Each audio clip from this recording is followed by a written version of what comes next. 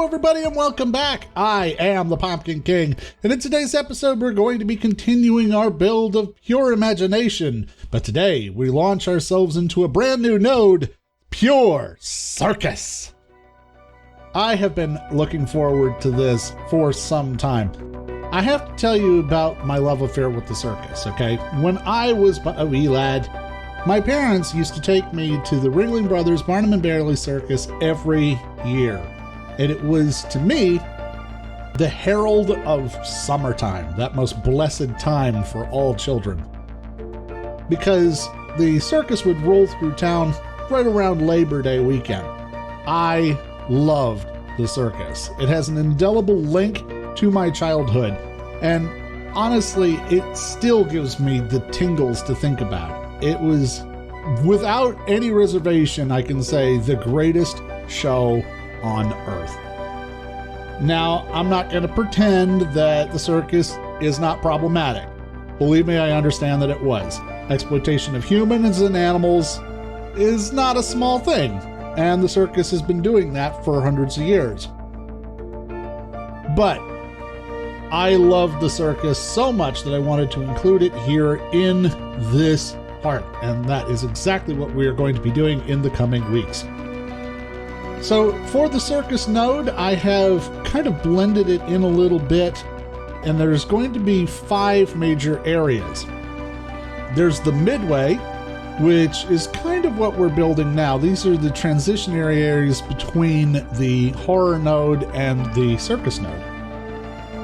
So this is mostly the clown town kind of area.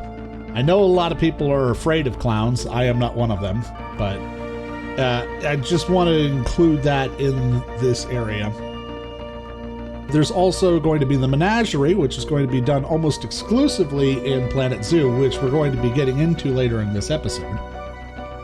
The rides and games section, which is going to be covered a little bit later on. And then we're going to also have Le Cirque, which is going to be a combination of Cirque du Soleil and a couple of other entertainment shows, and this is going to be where we have a lot of our guest areas. In today's episode, we're just building the Circus Node. We're setting up a new Circus Node work zone, and here I'm building the very first attempt at a Circus Tent. I have to say, I'm really glad that I'm doing the Circus Node after doing the Steampunk Node, because I'm kind of old hat at doing domes and stuff now. Even so, it does have a couple of rough edges and stuff, which as we progress, I'm sure I will get better at it. And frankly, it is somewhat limited by the fact that you can only use these art shapes to try and make smooth curves and so forth. But I did the best I could, and like I said, I'm definitely getting much better at it. My only objection to this method of making these kinds of tents is that they are huge piece counts. This tent is going to run just slightly more on the piece count than I can do in a single blueprint, which is a problem because obviously I have to have tents all over the place in the circus, which means that this is going to really kill my piece count throughout the rest of the park, and it may actually sponsor us having to go in and actually have the circus node on a separate map just so I can have that many pieces. But we will cover that as we come to it. I had the idea here that I wanted to include all of the staff buildings and stuff for the circus node inside the circus tent here. So I did sort of like what we did in the steampunk node where we put them all underground, only here I'm hiding them inside a circus tent. So I think that's a fairly elegant solution, gets them out of the view of the guests, gives the staff plenty of space to hang out for the entire node, and it's, I think, going to be a good solution going forward for different ideas as to where we can have these sorts of staff buildings. Going around, I like these scenery pieces that are these little itty-bitty tents. They're good for covering small buildings, so I put information stands and some food and beverage service inside them and a couple of bathrooms. And here I'm transitioning now into Planet Zoo. We built another tent just like we did in Planet Coaster. Having done it there, I was able to get a much faster version of it here. And then we go around on the inside with the barriers, and that allows us to make a circus exhibit inside the tents. Now, one thing that I wanted to be very clear about when I started doing the Circus Node is this. I did not want there to be any animal exploitation. I feel very strongly about this, about animal rights, and so I definitely did not want my circus to be as problematic as some of the others. So what I'm doing here is I'm making myself a challenge to give all of the animals that appear in the Circus Node their perfect habitats to meet all of their requirements for enrichment, space, food, everything. And I can then decorate it to look like a circus tent. So that's what I've done here. We've got ourselves a couple of Bengal tigers. We had a male and a female to start off with. And I've provided for their various enrichment and so forth by adding that into the tent. One of the things that I wanted to do, for example, here is I'm doing some of their climbing requirement as the bleachers that the people would sit on to enjoy the show. I mean, obviously, you have to use your imagination a little bit because you wouldn't want to be a guest going to a circus where there's absolutely no protection or separation between the tiger and you. I feel that could end badly. And frankly, I just got to really tip my hat to the keepers who just wander into tiger enclosures and clean up their poop and change out their food, because I wouldn't want to walk into an enclosure with a hungry tiger. But anyway, I'm making sure, though, the tents are large enough and that they meet all of the requirements necessary for the animals that are going in them.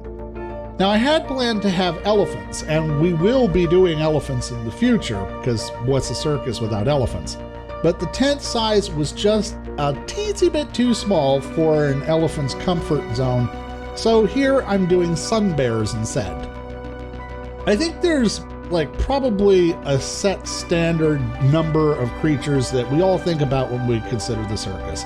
Lions and tigers and bears, obviously. We also think about things like zebras, giraffes, horses, dogs, and for whatever reason, whenever I Google images for circus animals, it always comes up with seals. I've never seen a seal in the circus, but we have them in the game, so I'll do it. I have to figure out how I want to incorporate a sea lion into a land-based circus. It's just going to be a little odd, but anyway. One of the ones that you see regularly are dancing bears, and so I'm using sun bears for that.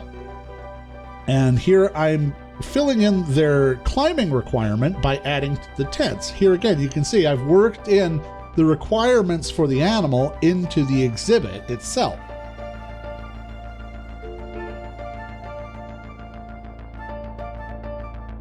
So here come our sun bears. I got a male and a female to start off. And there's all their enrichment and toys and stuff. And they're happy as pie. You look at the stats on any of the animals in my zoo, and they are perfectly maxed out. They could not be happier. I'm just expanding the outside edges of the fence just a touch. The bears do require just a teensy bit more space than the tigers do. And I didn't feel like tearing down the whole tent and starting again, so we just expanded the fence a little bit. But there we go. We've got two happy bears. We have a male and a female. They do produce cubs later, which we'll see when we get to the cinematic shots. Here I'm just putting in a couple of nice seating areas, some donation bins, and carrying on this autumn theme that we have from the horror node. We're going to be building in this kind of style in terms of foliage and so forth. And now we're just adding in some African lions. We have a group of 4 male lions. So in circuses, you almost always see male lions. You don't see lionesses all that often in the circus. Mostly because the male lions have those really dramatic manes and they're much more showmanship. And you can actually have a group of male lions. They have bachelor groups in the wild where you can have a group of just male lions without females in the pride. So that actually works out just fine, and they're happy as pie so long as you keep their population numbers in check. I'm building in those bleachers for their climbing requirement here. I don't think that the lions actually even have a climbing requirement. We're just putting it in because we're nice. And here we're adding a couple of enrichment items in the form of back scratchers and toys and other things, and we'll go ahead and bring in our lions. I wanted to have some of those stands and a couple of objects and toys and stuff in here for the lions to play with. And one thing that I definitely wanted is the iconic ring that the lions jump through. Now, obviously, our lions don't jump through them because we're in a zoo, not really a circus, but you can use your imagination to say that they do. And here we go.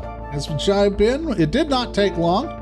The animals are very happy in their enclosures, so happy that they are producing offspring where possible. So both the tigers and the sun bears have produced little babies. Itty bitty baby tiger. Look at him. He's so cute. And all of these animals are going to be part of our conservation program to prevent their going extinct in the wild. So not only are the animals happy in my circus, but they are benefiting the animals in the wild as well. Here we go. We got a couple of little baby bears. I've separated the father bear just temporarily until those baby bears are old enough that we can put them up for adoption. Then we'll bring the papa back in. And then we come on down and we see our 4-pack of lions just lying around. You knew I had to use that joke at least once. The only thing that's a complaint is that they all kind of look the same, but other than that, we've got our lions, and that's where we're going to wrap up for today. If you've enjoyed today's episode, go ahead and hit that like button, and of course, you can support us on Patreon or subscribe for more Pure Imagination content every week. But until next time, I am the Pompkin King, and I will see you next time.